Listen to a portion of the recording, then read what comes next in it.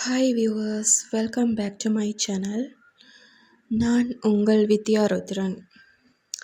இன்று நாம் எடுத்திருக்கும் தலைப்பு, இறைவனின் அருகாமையை நமக்குள் உணர வேண்டும். அதென்ன இறைவனின் அருகாமையை நமக்குள் உணர வேண்டும்? அதாவது இறைவன் எப்பவும் எங்களோடையே இருக்கிறன்ற விஷயத்தை நம்ம எப்படி உணர்றோம் என்ற விஷயம்தான் இதில் முன்னுக்கே நான் கொண்டு வருது. இந்த விஷயம் எனக்கு இறைவனே கொடுத்த விஷயந்தான். ஏனெண்டா இப்போ பொதுவாக தவம் தியானங்கள் பண்ணுற நேரம் பேர் இறைவனை பார்க்கணும்னு யோசிப்பாங்க. இறைவன் உடனே நம்ம இப்போ இறைவன் யோசிக்கும் போதே கடவுளை பற்றி யோசிக்கிறோம், கதைக்கிறோம், பேசுகிறோம். ஒரு கட்டத்தில் அவரை பார்க்கணும் போல இருக்கும், முன்னுக்கு வர்றா இல்லையாண்டு யோசிப்போம், எப்படியாவது வர வேணும் அப்படி யோசிப்போம். இப்படியெல்லாம் யோசிப்போம் பொதுவாக. ஸோ எடுத்தோன்னே பார்க்குறன்ற விஷயம் நம்மளும் கொஞ்சம் யோசிக்கணும் இல்லையா சில விஷயங்களை.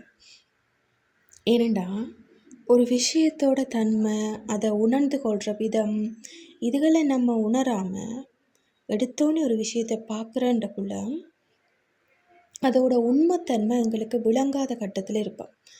அப்போ அதை நம்ம பார்க்கும்போது அது என்ன சொல்கிறது, இப்போ குழந்தை பிள்ளைக்கு ஒரு பொம்மையை வேண்டி கொடுத்தா ஓகே, அந்த பொம்மையை கையில் வச்சிருக்க மட்டும் அந்த குழந்தை பிள்ளை நல்லா இருக்கும், சந்தோஷப்படும். அச்சோ எனக்கு பொம்மை கிடைச்சிட்டு என்று சொல்லி சந்தோஷப்பட்டு அந்த சந்தோஷம் ஒரு குறிப்பிட்ட நேரத்தோட சரி, பிறகு வேறொரு பொம்மையில் ஆசை வரும். இதே மாதிரி தான் மனித வாழ்க்கை. இறைவனை பார்க்கணும் அப்படி யோசிச்சு கொண்டே இருப்பான். பார்த்ததும் ஒரு கொஞ்ச நேரத்துக்கு பிறகு அந்த விஷயம் எங்களுக்கு பெருசாக யோசிக்க தோணாது. அவரோட அருமை தெரியாது, அவரோட பெருமை தெரியாது, அவர் எப்படி பட்டவர்னு தெரியாது, நம்ம எதுக்காக கூப்பிட்டுருக்க மட்டும் தெரியாது. பார்க்கணும் அவ்வளவுந்தான். பட் எனக்கு ஏன்னு டாப்பிக்கை நான் எடுத்தேன்டா, இப்போ பேர் அந்த விதமாக யோசிக்கிறாங்க. ஆனால் அதை நிலைமையை மாற்றணுமெண்டு இறைவனே யோசித்தா அப்படி இருக்கும். இறைவன் யோசித்த விஷயந்தான் நான் இப்போ உங்கள்கிட்ட கதைச்சிட்ருக்கேன். எனக்கு மனதில் அவர் கொடுத்த விஷயம். ஸோ நம்ம எடுத்தோன்னே இறைவனை பற்றி யோசித்து உடனே அவரை பார்க்கணுமெண்டு இருக்கிறதுக்கு முதல் நம்ம அவரை எங்கட அருகாமையில் உணரணும். அதால் தான் இந்த தலைப்பு, இறைவனின் அருகாமையை நமக்குள் உணர வேண்டும் என்று எடுத்திருக்கேன். நமக்குள்ளே எப்படி உணர்றது? அவர் பக்கத்தில் இருக்கேன்னு நான் அப்படி தெரிகிறது அப்படின்னு நம்ம யோசிக்கலாம். மனித உருவாத்தான் வரணும்னு கூட நம்ம யோசிக்கலாம். ஆனால் மனித உருவா வாரன்றது இந்த கலியுகத்தில் சாத்தியமற்றது. இறைவன் மனித ரூபேனா அப்படின்னு சொல்லி நீங்கள் கேள்விப்பட்டிருப்பீங்க. மனுஷனா சில அலுவல் முடிப்பாங்க அப்படின்ட்டு சொல்லி. ஆனால் நம்ம எப்படி யோசிப்போம், இறைவன் வரணும்ட்டா எங்களுக்கு முன்னுக்கு அவர் இந்த மாதிரி கோலத்தில் நான் பார்த்துருக்கேன், ஸோ அந்த கோலத்தில் எனக்கு முன்னுக்கு அவர் நிற்கணும், அப்போ தான் நான் இறைவன்ட்டு நம்புவேன். சும்மா ஒரு மனுஷன் என்னோட கழிச்சிட்டு போகிறான் ஒரு குறிப்பிட்ட டைமுக்குன்னா நான் அப்படி அவனை இறைவன்ட்டு யோசிக்கிறது? இப்படித்தான் நம்ம யோசிப்போம்.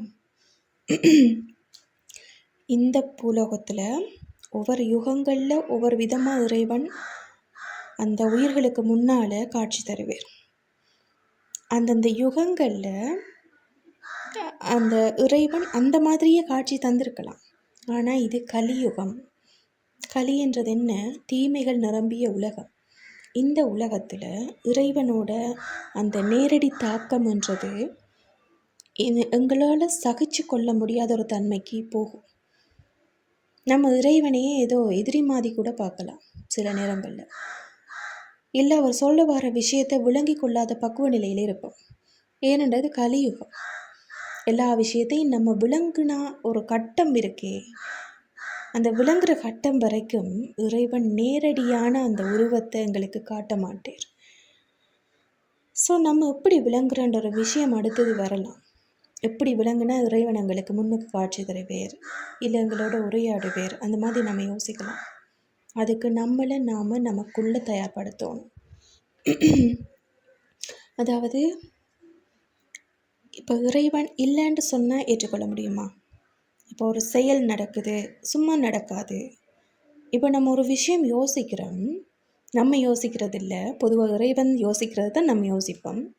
ஆனால் அந்த விஷயம் எங்களுக்கு வழியில் ஓகே, நான் இப்போ ஒன்றை யோசிச்சுட்டு போகிறேன், எனக்கு இந்த இது கிடைக்கணுமெண்டுக்கு எனக்குன்னா அதே மாதிரி அந்த விஷயம் எனக்கு கிடைக்குது. ஸோ அங்கே அந்த இறைவன் அதை சரி பண்ணுறேன். ஸோ அதன் மூலம் இந்த உலகத்தில் இறைவனோட ஆளுமை அதிகம் என்ற விஷயம் எங்களுக்கு வழியாக விளங்கும், இல்லைண்டு இல்லை. ஸோ இறைவன் இருக்கிறேர் என்ற விஷயம் எல்லாருக்குமே அது விளங்கும். ஸ்பிரிச்சுவல், அதாவது இறைவன் தன்மையில் இறைவனை நேசிக்கிறவங்க, பக்தி செய்கிறவங்க, முழுமையாக நம்புகிறவங்க எல்லாருக்குமே தெரியும் இறைவனோட ஆளுமை இந்த உலகத்தில் ரொம்ப அதிகமாக இருக்குண்டு.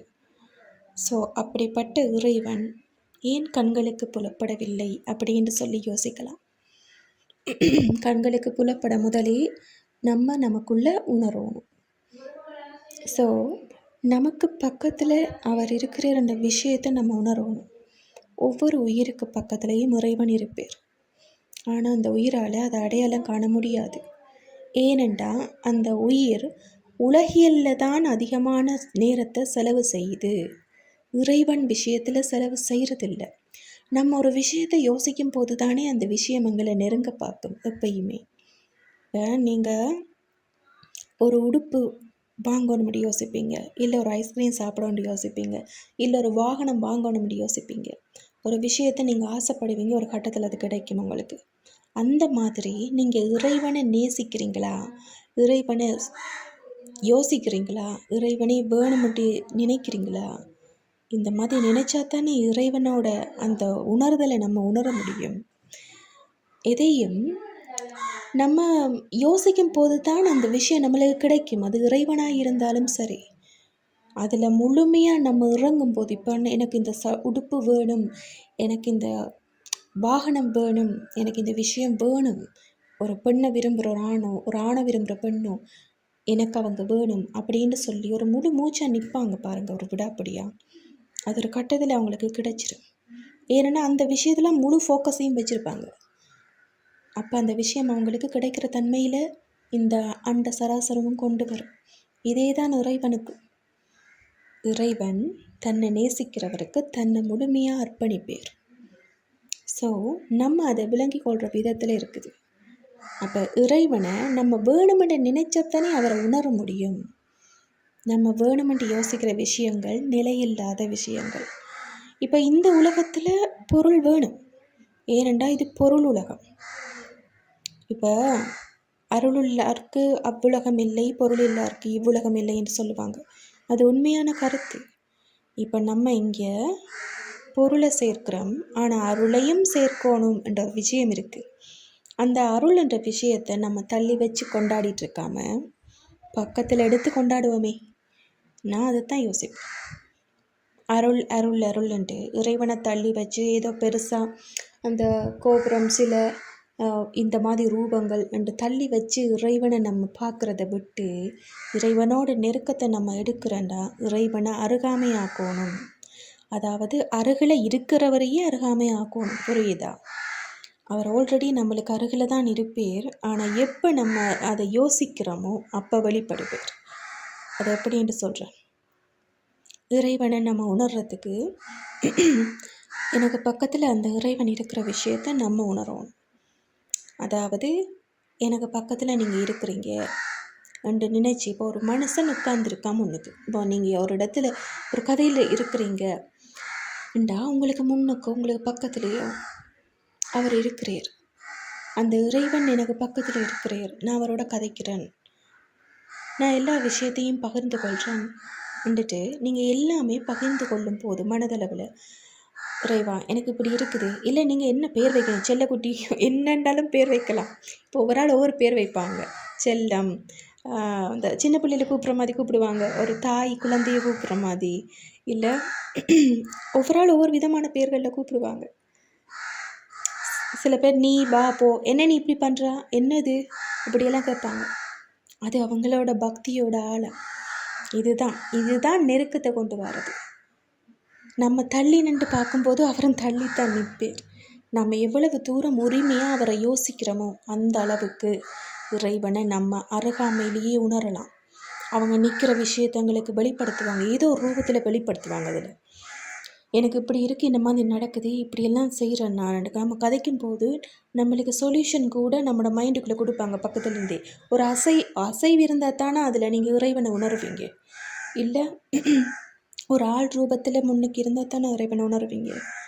ஆனால் இதை தாண்டியும் உணர முடியும் அவங்களுக்குள்ளே நீங்கள் ஆழமாக போகும்போது. இறைவனுக்குள்ளே நம்ம ரொம்ப ஆழமாக போகும்போது அந்த ஆழம் என்ற விஷயம் என்னென்னா இறைவனோட உள்ள ஆழமான காதல். உலகியல் வாழ்க்கையில் நான் ஒரு பந்தத்தில் இருக்கிறேன், இறைவனோட எப்படி காதல் வயப்படுறது என்று நீங்கள் யோசிக்கலாம். காதல் வயப்படுறதுன்றது அன்பு சார்ந்தது. ஏனென்றா எல்லா உயிர்களுக்கும் இறைவன் சொந்தம். அதால் அவர் மேலே ஆழமான காதல். ஒவ்வொரு விஷயத்திலையும் அந்த இறைவனை ரசிக்கிறது. குடும்ப உறவுகள் இருக்கிறவங்க இறைவனை காதலிக்கிற இல்லையா? நான் காதல் என்று சொல்கிற விஷயம் நீங்கள் யோசிக்கிற விதம் வேறு, நான் சொல்கிற விதம் வேறு. ஆழமான அன்புக்கு பேர் தான் காதல். அந்த அன்பு தூய்மையாக இருக்கும் நம்ம இறைவன் மேலே வைக்கும்போது. அது பூலோகத்தில் வேணுமெண்டா வேறு மாதிரி நீங்கள் யோசிக்கலாம். ஆனால் இறைவன் மேலே அந்த அன்பு களங்கமற்ற அன்பாக மாறும். அந்த அன்பு மாறும்போது அப்படி அவருக்கு நம்மளோட அந்த நெருக்கமான தன்மையை நம்மளும் கொடுக்குறோம், அவரும் கொடுப்பேர். இதுதான் இந்த உலகத்தில் நம்ம இறைவனை உணர்றதுக்குரிய வழி. ஏனெண்டா இது கலியுகம். ஸோ இந்த கலியுகத்தில் நம்ம இறைவனை உணர்றதுக்கு தள்ளி நின்று உணர முடியாது. தள்ளி நின்றோ இப்போ நான் மற்ற விஷயங்களை நான் பிள்ளையாக சொல்கிறேன்ட்டு யோசிக்காதீங்க. உண்மையாகவே உங்களுக்கு ஒவ்வொரு உயிரும் இப்போ கோயில் பூஜைகள் இல்லை மாந்திரீகங்கள் எதுவாக இருந்தாலும் ஒவ்வொரு ஆள் ஒவ்வொரு விதமாக இறைவனை அணுகுறாங்க. ஆனால் சாதாரண ஒவ்வொரு மனிதனும் இறைவனை உணரலாம். நான் அதைத்தான் இங்கே தெளிவாக சொல்லிகிட்ருக்கேன். அது எப்படின்ட்டு ஒவ்வொரு மனிதனும் எங்கேயுமே போக தேவையில்ல. ஆனால் ஒவ்வொரு மனிதனும் இறைவனை உணரலாம் தனக்கு பக்கத்துலேயே. அந்த இறைவனிட்ட மனம் விட்டு பேசி ஒரு ஒரு உயிரே பக்கத்தில் இருக்குது. இவன் உங்களோட அம்மா இருக்கிறா, அப்பா இருக்கிறாங்க, இல்லை உங்களோட வேறு உறவு முறைகள் இருக்குது. யாரை வேணும்னாலும் யோசிங்க, எப்படி வேணும்னாலும் யோசித்து அவங்களோட நீங்கள் கதைக்கும் போது ஒருத்தருமே இல்லாமல் இருக்குது, நான் எப்படி கதைக்கிறேன்னு யோசிக்காமல் பக்கத்தில் என்னோட இறைவன் இருக்கேன்னு நினச்சி மனம் விட்டு நம்ம கதைக்கும் போதோ இல்லை நம்ம வேலை செய்யும் போதோ வெளியில் போகும்போதோ வரும்போதோ எங்கே நின்றாலும் என்ன செய்தாலும் அவங்களோட மனம் விட்டு நம்ம கதைக்கும் போது இறைவன் எங்களோட பேசுகிற மொழியை நீங்கள் கண்கூட காணலாம். நேரடியாக கதைக்கிற விஷயம் என்ற இருக்காது உடனே. ஆனால் நீங்கள் கதைக்க தொடங்கும் போது எங்களுக்குள்ளே அவர் கதைப்பார். எங்களுக்குள்ளே நம்ம கேட்குறதுகளுக்கு விட கிடைக்கும். எங்களுக்குள்ளே அவர் கணக்கு விஷயத்தை விளங்கப்படுத்துவார். இல்லை எங்களுக்கு முன்னுக்கே கணக்கு விஷயத்தை விளங்கப்படுத்துவார் வேறொரு செயல் மூலமாகவோ என்னவோ. ஏனென்றா இந்த யுகத்தில் இந்த கலியுகத்தில் இறைவன் நேரடியாக நான் இவ்வளவும் செய்கிறேன், இறைவன் எனக்கு நேரடியாக நிற்கணும் என்ற விஷயத்தை நம்ம எடுத்த வாக்கிலேயே யோசிக்காமல் நமக்குள்ளே அவரை உணரும் போது, நம்மளோட அருகாமையில் அவரை உணரும் போது தான் எங்களுக்கு பல மாற்றங்கள் எங்களோட வாழ்க்கையில் நடக்கிறத நம்ம பார்க்கலாம்.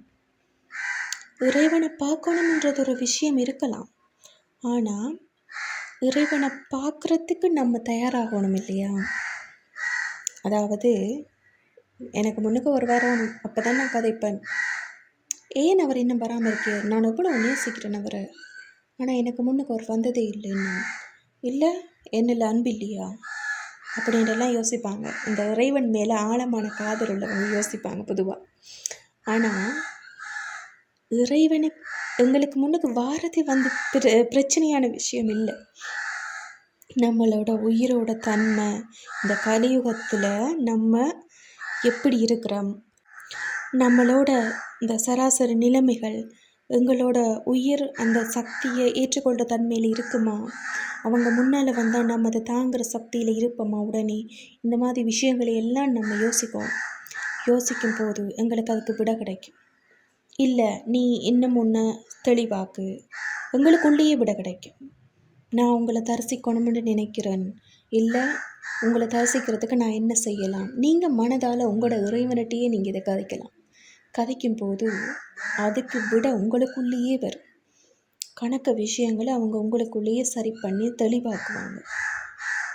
அப்போ நம்ம இறைவனோட கதைச்சு தான் இவ்வளவு நடக்கும். இறைவன் என்ற ஆள் எனக்கு பக்கத்தில் இருக்கிறார் அப்படின்னு யோசித்து நம்ம கதைக்கும் போது அதுக்கு பதில் சொல்லுவாங்க.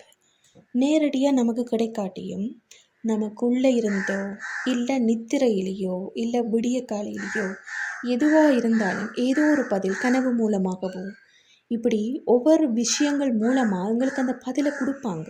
உடனடியாக அந்த பதில் எங்களுக்கு கிடைக்காம இருக்கலாம், ஆனால் எங்களுக்கு கிடைக்கிற ஒரு சந்தர்ப்பத்தை உருவாக்குவாங்க. ஏனெண்டா அப்போ தான் கதைக்க தொடங்கியிருப்போம். ஆனால் தினம் கதைச்சு அந்த நெருக்கத்தில் உள்ளவங்களுக்கு அதை விட கணக்கு விஷயங்கள் நடந்துடும். முன்னுக்கு இப்போ நம்ம கதைக்கக்குள்ளேயே அவங்களுக்குள்ள பதில் கிடைக்கும். நெருக்கத்திலே இருக்கிறவங்களுக்கு எப்பயுமே இறைவனோட பக்கத்தில் எனக்கு முன்னுக்கு அவர் இருக்கார் ஆண்டா. நான் கதைக்கும் போதே இப்போ ஒரு கேள்வி அவர்கிட்ட நான் கேட்குறேன் என்று யோசிச்சிங்கன்னா அந்த கேள்விக்கு பதில் உடனடியாக எனக்குள்ளேயே வரும். ஏனெண்டா அவர் எனக்கு முன்னுக்கு இருந்து கதைக்கிறத நான் நம்புகிறேன் முழுமையாக. அப்போ இந்த நம்பிக்கை தான் அந்த இறைவனை எங்கள் வசமாக்கும். நம்ம நம்பணும் முதல்ல. அதுக்கு இறைவன் எனக்கு பக்கத்தில் இருக்கிறார், நான் அவரோட உரையாடிட்டுருக்கேன். இந்த விஷயம் இந்த அண்ட சராசரத்திலேயே நம்ம யோசிக்கணும். அதை யோசிக்கும் போது மட்டும்தான் எங்களை சுற்றி இருக்கிற இயற்கை, இறைவன் உட்பட எல்லாமே ஓகே, இந்த உயிர் என்னை முழுமையாக நம்புது, நான் இருக்கிறேன் முன்னுக்கு. ஸோ அதுக்கு தேவையான பதிலை நான் கொடுக்க முடியும். அதை ஏற்றுக்கொள்கிற மனப்பக்குவத்துக்கு வந்துட்டுது. அப்போ நான் இனி அந்த உயிரோட நான் மனம் திறந்து கதைக்கலாம் என்ற விஷயம் அவங்க யோசிப்பாங்க. நம்ம இவர் இருக்கிறாரா இல்லையா, நான் கதைச்சா பதில் வருமா, இந்த மாதிரி மனநிலையில் நம்ம கேட்கும்போது அங்கே ஒரு பதிலுமே வராது, மௌனம் மட்டுமே பதிலாக இருக்கும். ஏனென்னா நம்பிக்கையின்மை. ஒரு விஷயத்தை நம்ம நம்பினா தான் அது கிடைக்கும். இப்போ நமக்கு ஒரு பொருள் வேணுமெண்டா நம்ம அதில் முழு நம்பிக்கை வைப்போம், எனக்கு அது அப்படியும் கிடைக்கும். நிலையில்லாத விஷயத்தையே நம்ம கிடைக்கும்னு யோசிக்கும் போது நிலையான இறைவன் கிடைப்பேர் என்று யோசிச்சா கிடைக்க மாட்டேரா? கிடைப்பேர். அதுக்கு நம்மளுக்கு முழு நம்பிக்கை வேணும். அவரில் முழு நம்பிக்கை வச்சா அவர் கிடைக்கிறது என்ற விஷயம் எங்களுக்கு நிரந்தரமாக்கப்பட்ட உண்மையாக போயிடும். ஸோ இன்றைக்கு தலைப்பு இதுதான், இன்றைய விஷயமும் இதுதான். இது எனக்கு அவர் கொடுத்த விஷயம். ஸோ உங்களுக்கு அதை தெளிவாக சொல்லணுமென்று மனதில் ஏற்பட்ட விஷயங்கள் எல்லாம் நான் தெளிவாக பகிர்ந்துட்டேன். நான் இன்னொரு வீடியோவில் நல்ல இன்ட்ரெஸ்டிங்கான வீடியோன்றோடு உங்களை சந்திக்கிறேன். உங்கள் வித்யா ருத்ரன். நன்றி.